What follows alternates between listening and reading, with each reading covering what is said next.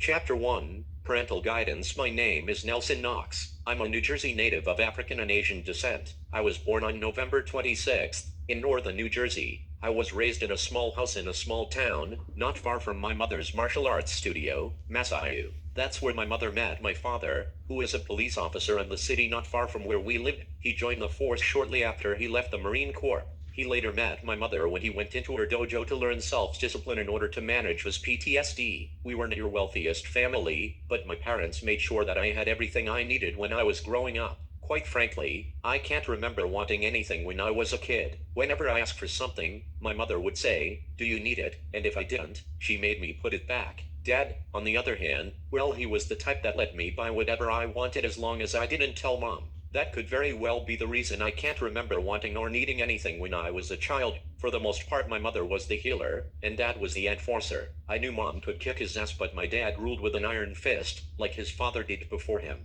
All it took was a little back talk, and in return, I received a firm slap right upside the back of my head. Mom didn't approve of that, and he never did it again. He never had to. After that one incident, and I never talked back again. Not to either of my parents. I didn't know if it was out of fear, respect, or both. Mom just had this aura about her. It was an energy that was beautiful yet terrifying at times. She had this chilling look in her eyes, and it showed on her face when she would get angry or upset. It was a look that let you know what she was thinking without a word. Dad had a similar stare. It was cold, drawn, and lifeless. He had a fire in his eyes that I got to know a little too well. It usually followed with some sort of frustrated dialogue, even if it was as simple as the shouting of my full name aloud. Whenever I heard my name come out of my dad's mouth at a high-pitched volume, I knew I was either in some sort of trouble or I would eventually have a task at hand. Both were the same to me, but nothing was better than hearing my name being called upon for a trip into the city. It didn't matter which parent would take me, although, accompanying my dad always came with more interesting stories since he was there damn near every day. I even let him believe it was a punishment for quite some time.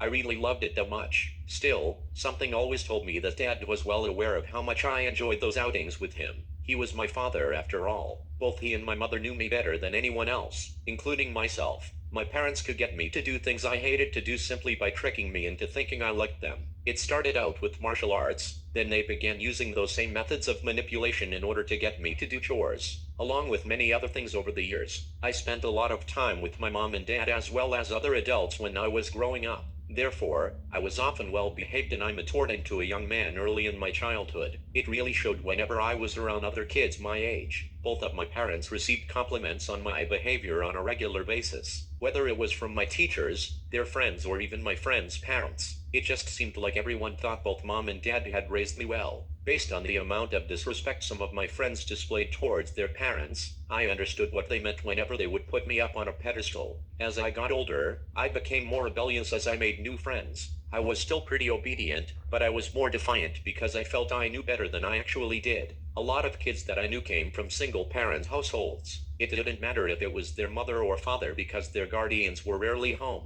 They were always out working one, if not two jobs. This allowed my friends to roam the streets and do all sorts of things, without their parents' knowledge or permission. If they didn't get a call from the police or their teachers, then these kids got away with just about everything. That's why it was so troubling to be around them.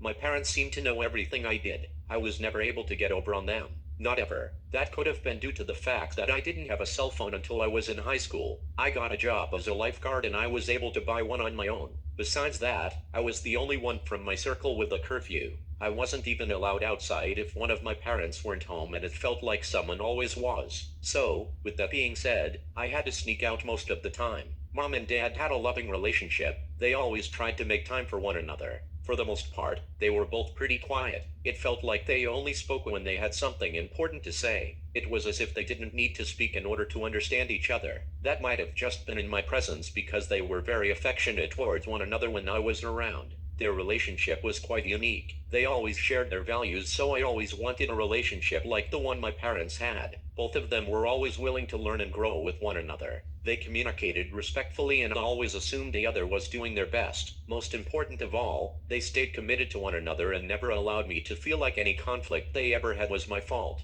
My father's name was Bernard Knox, or Bernie for short. Everyone called him Bernie, or Burns depending on when they met him. He was 6 feet 1, 220 pounds and was solid as a rock. He had short dark curly hair and a mocha skin complexion.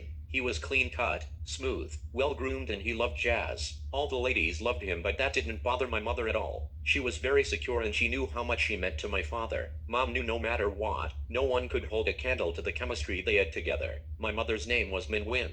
Although everyone called her Minnie for short, it was certainly due to her height, but everyone also said she was the spitting image of her mother when she was little. Min also means bright in Vietnamese, and it suited her well. She was a kind-hearted soul. She was very spiritual, intelligent, and extremely down-to-earth. She had this positivity that surrounded her. Her presence alone was inspiring, and her voice seemed to bring cheer to the dreariest days. My mom was about 5'6" and maybe 140 pounds. All I knew for sure was that she was very fit. She had this short jet black hair that was down to her shoulders. She kept it that length due to her profession, and it was so black you would swear she dyed it, but she would never admit it. Dad always said Mom was radiant. She was absolutely gorgeous. She didn't need to wear makeup, even though he would melt whenever she would. She's a unicorn, he would say, and he said it with a wink every time he did. Everyone could see why my dad loved her so much. She was strong and smart, but she could be forgetful at times. She had an alarm for just about everything, including an alarm to set her alarms. Mom was a lot like her fighting style, which was fierce, blunt and direct. She was a perfectionist and extremely passionate about everything she did. She was similar to my father in many ways, but they differed in many more. My dad lost his mother to cancer before he was old enough to remember her. Therefore, he never knew his mother's love. His father worked 2 jobs in order to support him and raise him on his own.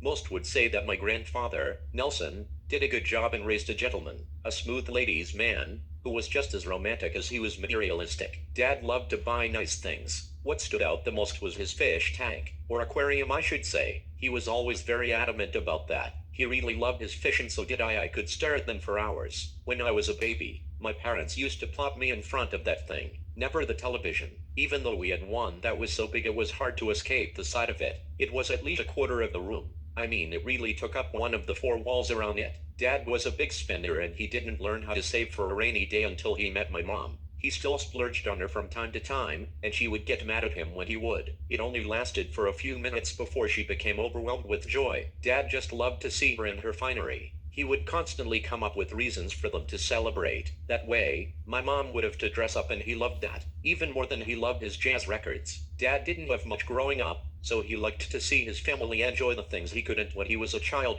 My mother understood that, but she also knew well enough to save for a better future. Mom had to come from nothing while my father spent his adult years in the military. While he was adjusting to civilization, she did her best to show him that he didn't need nice things to be happy. It took some time, and he didn't really understand what she meant until the day I was born. My parents once told me that their relationship wasn't easy. The only time being together truly felt right was when they were in the dojo and away from the small minds of society. Things were a lot different back then. They never cared for the looks they would get or the heads they would turn whenever they were seen in public. For some reason, it didn't seem to bother my mother as much as it bothered my father. My mom said she didn't really pay attention, but my dad did, and he became overly protective of her. As tough as my father was, Mom always said I came as a complete shock to him. "That was the first time I saw your father shed a tear," she would say, every time she told the story. She told me she was so scared. She had never seen him cry before. She wasn't sure if he was happy, sad, or what to make of his response. It wasn't until he embraced her and told her how much he loved her that she realized what was happening. He had already planned to propose that weekend. Now, with my father, being the romantic that he was, proposed right there on the spot.